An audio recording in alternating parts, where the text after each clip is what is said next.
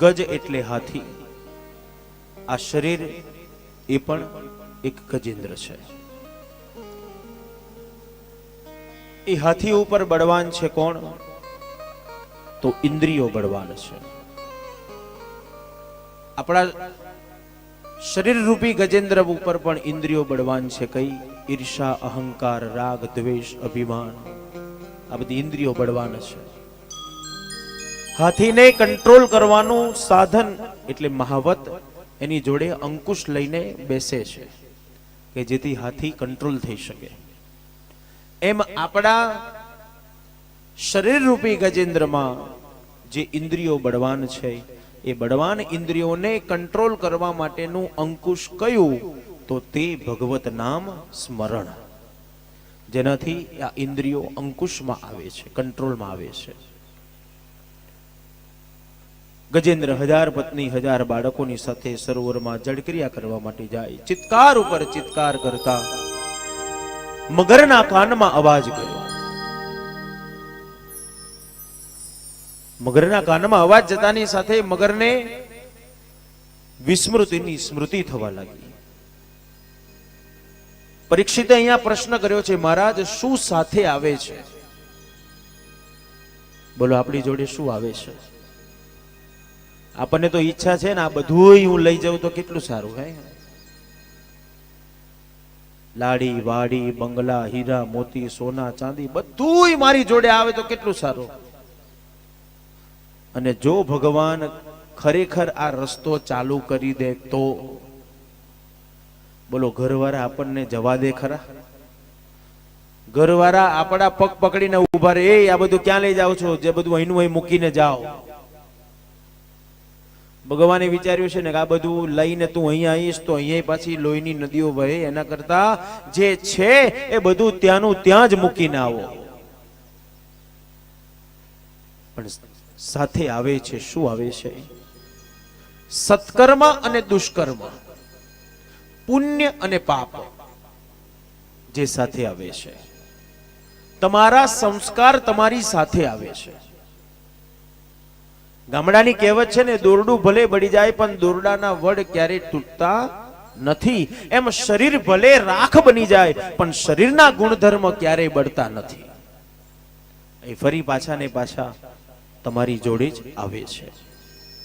સુખદેવજી વર્ણન કરે, પરીક્ષિત, આજે મગરને પણ વિસ્મૃતિની સ્મૃતિ થઈ. આ અવાજને હું જાણું છું, પરિચિત છે, કોણ છે? અને ત્યાં યાદ આવ્યું, અરે આ તો મારા શત્રુનો અવાજ છે. અને દોડતો મગર આવી ગજેન્દ્રનો પગ પકડી લીધો. ગજેન્દ્રને પાણીમાં ખેંચે. ગજેન્દ્રની પત્ની બાળકો એને બહાર ખેંચવાનો પ્રયત્ન કરે. 100 વર્ષ સુધી યુદ્ધ ચાલ્યું.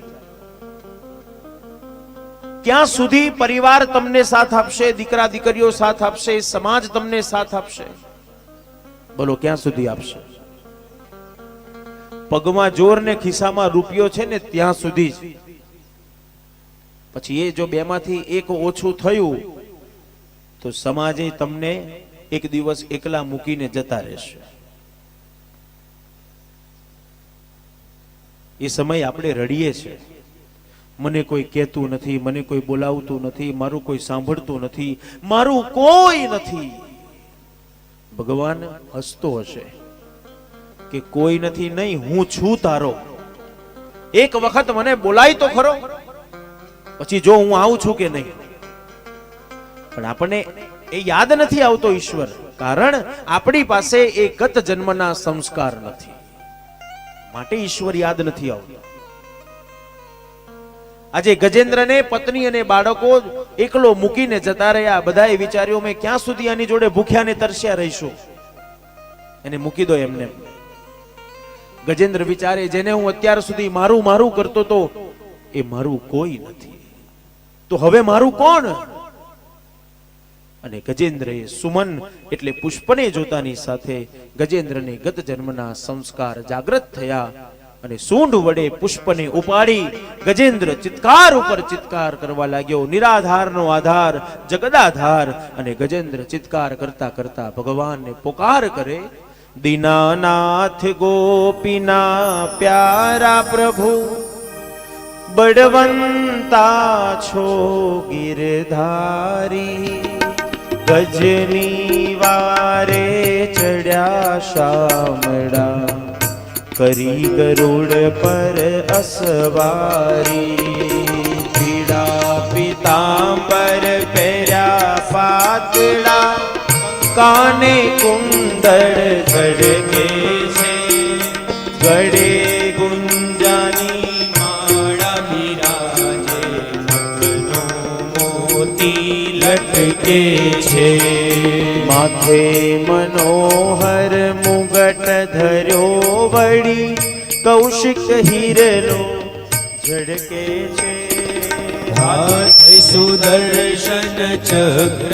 ધર્યું વળી, મોહન મુખડું મલકે છે, પાસે આવી ઉભા લક્ષ્મીજી પ્રભુ, ક્યાં કરી તમે તૈયારી, ઓ ચિંતાના થયા અધીરા, ચિત ચિંતા મુજ